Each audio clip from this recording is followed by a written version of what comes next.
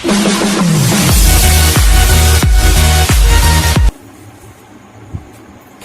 दोस्तों, स्वागत है आपके अपने channel live and let's learn में। तो चलिए दोस्त, आज के सेशन हम स्टार्ट करते हैं। आज के सेशन में पढ़ना है संख्याओं के विभिन्न रूपों के बारे में, क्योंकि संख्याओं से हम लोग परिचित हो चुके हैं। संख्या कौन सी हो सकती है और कौन सी संख्या नहीं हो सकती है, इसके बारे में हम लोग जान चुके हैं। तो चलिए आज का सेशन हम स्टार्ट करते हैं। संख्याओं को 3 वर्गों में हम बांट दिए हैं। पहले वर्ग में प्राकृत संख्या को रखे हैं, पूर्ण संख्या, पूर्णांक संख्या, परिमेय और अपरिमेय संख्या। दूसरे में पढ़ना है सम संख्या और विषम संख्या। तीसरे में है अभाज्य और यौगिक संख्या। तो आइए सबसे पहले हम लोग जानते हैं कि प्राकृत संख्या क्या है, उसका परिभाषा क्या है। तो आप लोग जानते हैं कि गिनती की संख्याओं को प्राकृत संख्या कहते हैं। इसे n से सूचित किया जाता है, जहाँ n बराबर होता है 1, 2, 3, 4, 5, 6, 7, 8, 9। ये आपका क्या है, प्राकृत संख्या है। तो क्या प्राकृत संख्या 9 तक ही सीमित है? आगे प्राकृत संख्या नहीं हो सकती है? 10 आपकी प्राकृत संख्या हो सकती है, 20 आपका प्राकृत संख्या हो सकती है। तो 10 आपका प्राकृत संख्या है। तो जब 10 प्राकृत संख्या हो सकती है तो इसमें जीरो कौन सी संख्या है? इसमें जीरो कौन सी संख्या है? एक तो प्राकृत संख्या है, ठीक है, 10 प्राकृत संख्या है, तो जीरो कौन सी प्राकृत संख्या है? तो चलिए उसके बारे में हम लोग जानते हैं।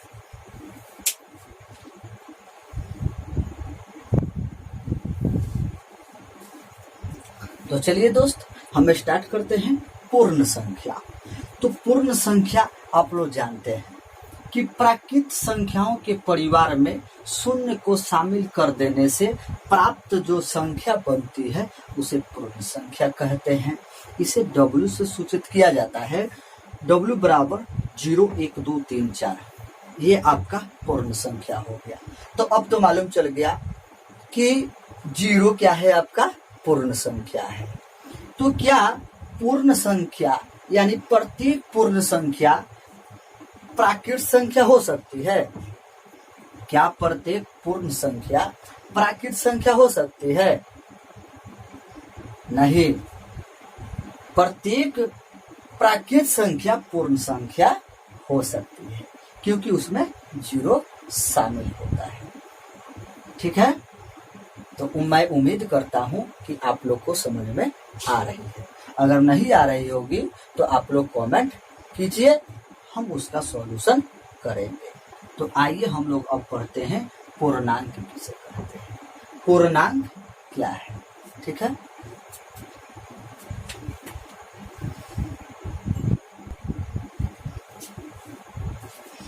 तो चलिए दोस्त, पूर्णांक के बारे में जानते हैं। तो आइए पूर्णांक का सबसे पहले परिभाषा जान लेते हैं। प्राकृत संख्याओं के ऋणात्मक और पूर्ण संख्याओं के समूहों को एक साथ सम्मिलित कर जो नई संख्या बनती है उसे पूर्णांक कहते हैं। जैसे क्या हो सकता है, 1, 2, 3, 4 तथा 0 और प्राकृत संख्या के ऋणात्मक यानी -1, -2, -3, -4। इस समूहों को हम लोग कहते क्या है, पूर्णांक। यानी जिसमें प्राकृत संख्या हो और पूर्ण संख्या हो और प्राकृत संख्या के ऋणात्मक, इन सारे समूहों को बोलते हैं पूर्णांक। यानी सारे समूहों को कहते हैं पूर्णांक। तो इसके आधार पर आइए हम जानते हैं कि पूर्णांक को कितने भागों में बांटा गया है। तो आप लोग पढ़ते आ रहे हैं कि पूर्णांकों को हम लोग 2 भागों में बांट दिए हैं। 2 भागों में बांट दिए हैं। एक आपका होता है धनात्मक पूर्णांक और दूसरा होता है ऋणात्मक पूर्णांक। तो धनात्मक में आपके आ जाता है 1 2 3 4, ये सब क्या है, धनात्मक है। ऋणात्मक में आपका आ जाता है -1 -2 -3 -4 डॉट डॉट। तो ये आपका क्या हुआ, धनात्मक हुआ, ये आपका ऋणात्मक हुआ। लेकिन आपका जीरो क्या है, जीरो कौन सी पूर्णांक संख्या है? तो आप कहते हैं कि जीरो ना धनात्मक है और ना ऋणात्मक है। तो जीरो क्या है, पूर्ण संख्या है, पूर्ण संख्या है।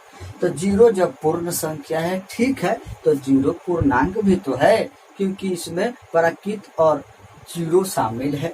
तो जीरो आपका पूर्णांक है। तो जीरो पूर्णांक में क्या हो सकती है? जब शून्य पूर्ण संख्या है तो पूर्णांक में जीरो क्या हो सकती है? तो आइए हम इसको जानते हैं कि जीरो आपका क्या होता है, चिन्ह रहित, यानी जीरो का एक नाम दे दिया गया है, चिन्ह रहित संख्या।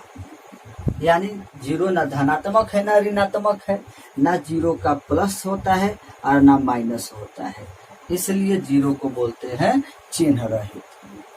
तो जीरो के साइलेंस होने के आधार पर, यानी इसके पूर्णांकों में शामिल होने के आधार पर हम पूर्णांक को 5 भागों में बांट कर पढ़ें। ठीक है, तो आइए हम उन 5 भागों को पढ़ते हैं। तो आइए इन 5 भागों को जानते हैं। पहला है धनात्मक, दूसरा ऋणात्मक, तीसरा चिन्ह रहित, चौथा अधनात्मक, पांचवा अऋणात्मक। तो सबसे पहले हम जानेंगे कि धनात्मक किसे कहते हैं। तो 1 2 3 4 5 ये आपके क्या है, धनात्मक है। ऋणात्मक किसे कहते हैं? तो -1 -2 -3 -4 ये सब आपके क्या है, ऋणात्मक है। चिन्ह रहित पूर्णांक क्या है? तो जीरो ही आपके चिन्ह रहित पूर्णांक होते हैं। अब आपको जानना है कि अधनात्मक पूर्णांक किसे कहते हैं। तो वैसी संख्या जो धनात्मक नहीं होती है, जैसे -1 -2 -3 -4, ये आपके क्या है, अधनात्मक पूर्णांक है। जब इनके साथ जीरो को शामिल कर देते हैं तो इन सारे समूहों को हम लोग बोलते हैं अधनात्मक पूर्णांक। ठीक है। अब अऋणात्मक पूर्णांक किसे कहते हैं? तो वैसी संख्या जो ऋणात्मक नहीं होती है, जैसे 1 2 3 4 5, ये सब आपके क्या है, अऋणात्मक पूर्णांक है। जब इनके साथ जीरो को शामिल कर देंगे तो इन सारे समूहों को बोलेंगे अऋणात्मक पूर्णांक।